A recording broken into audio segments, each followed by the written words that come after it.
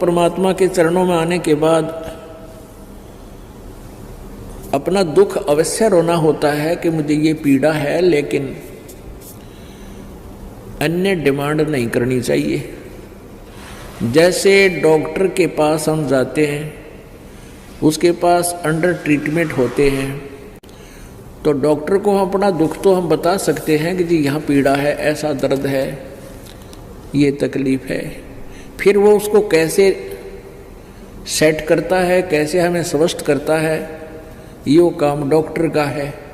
फिर डॉक्टर के ट्रीटमेंट में बाधक नहीं बने, उसके द्वारा बताए गए परहेज को शुरुआत नहीं करे, तोड़े नहीं, तो फिर वो स्वस्थ हो जाता है। इसी प्रकार ये परमात्मा परमेश्वर कबीर जी का एक हॉस्पिटल है, ये दास उसका नौकर है।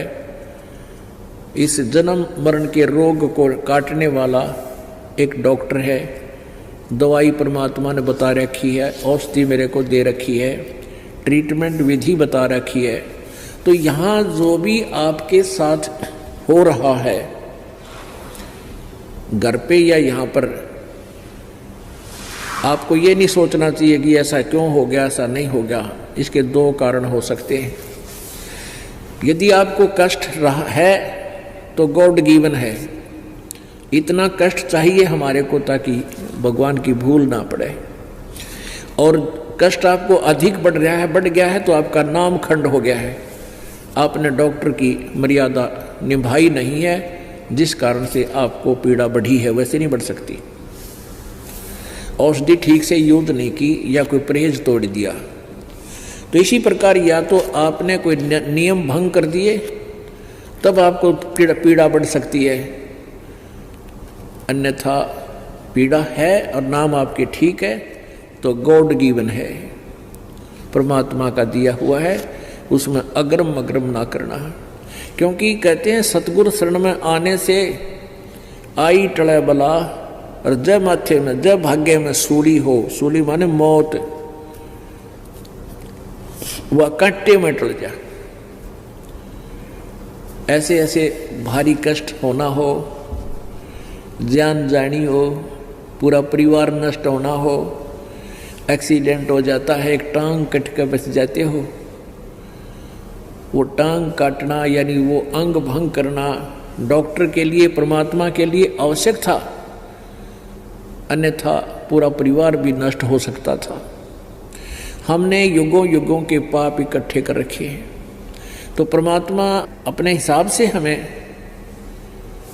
जो है ट्रीटमेंट करेगा, हमारी हर तरह की सुविधाएं प्राप्त कराएगा, हमारे प्रारब्ध के कर्मों को काटेगा, निकालेगा, खत्म करेगा। जैसे डॉक्टर बताता है कि तेरा ये हाथ कटेगा, अन्यथा पूरा शरीर नष्ट हो जाएगा, तो फिर डॉक्टर को ये कहना पड़ता है जी जान बचा लो, हाथ बेस से कट जावे।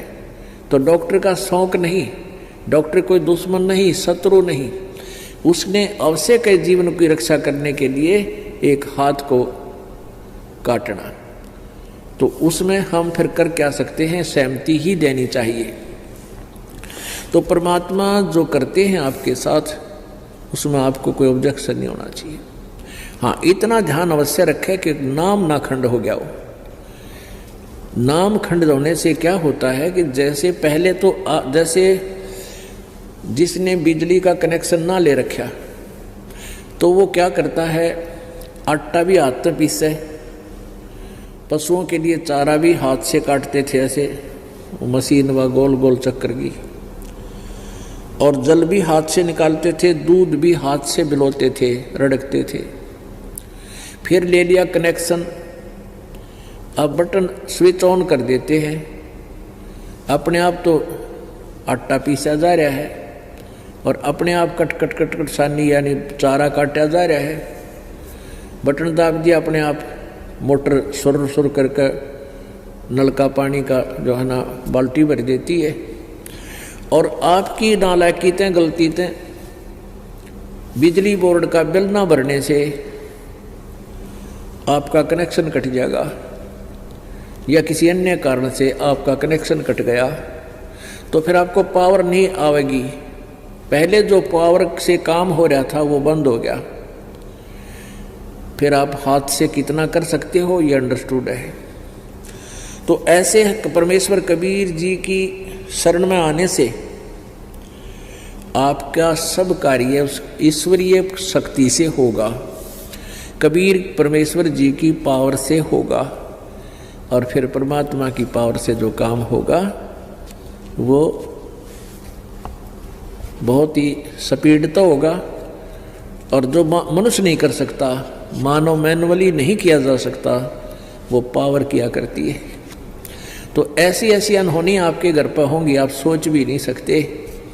ऐसा सुख मालिक आपको देगा, सोचते रह जाओगे हे भगवान मेरी तो जान जानी थी, और दवाई खा के छक लिया, कोई गोली काम नहीं कर रही थी, कोई किसी प्रकार की, और फिर एकदम वैसे ही आपको ठीक कर देता परमात्मा। तो पुण्यात्माओं कहते हैं ना जाने के उस सतगुरु के शरण में आने से अगर फिर भी कोई आपत्ति आती है तो ना जाने के बला टाली है भगवान ने।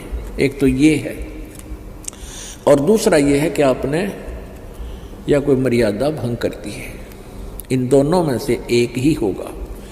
तो इसलिए कोशिश रखें कि नाम भंग ना हो। मर्यादा भंग होने से बहुत हानि हो जाती है, काल का दाव लग जाता है। परमात्मा कहते हैं जब लग हंसा हमरी आना, और काल लगे नी तेरा बाणा। आय हाय, कितनी प्यारी बात कही है। कबीर परमेश्वर कहते हैं उस काल को कहा था जो यहाँ का मालिक है, ब्रह्म है, जो हमें यहाँ दुखी कर रहा है, पीड़ रहा है, गुमराह करके फंसा रखा है,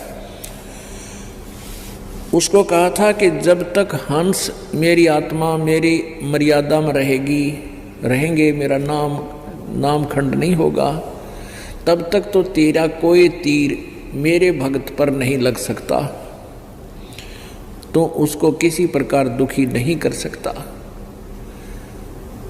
तो काल ने कहा था प्रभु जो नाम खंड कर देगा विलिंगली, तो उसको तो मैं नहीं छोड़ूंगा। तो परमात्मा ने कहा था भाई जब लग हंसा हमरी आना, और काल लगे नी तेरा बाना। कहे कबीर सुनो धर्मराया, हम शंखों हंसा पद परसाया।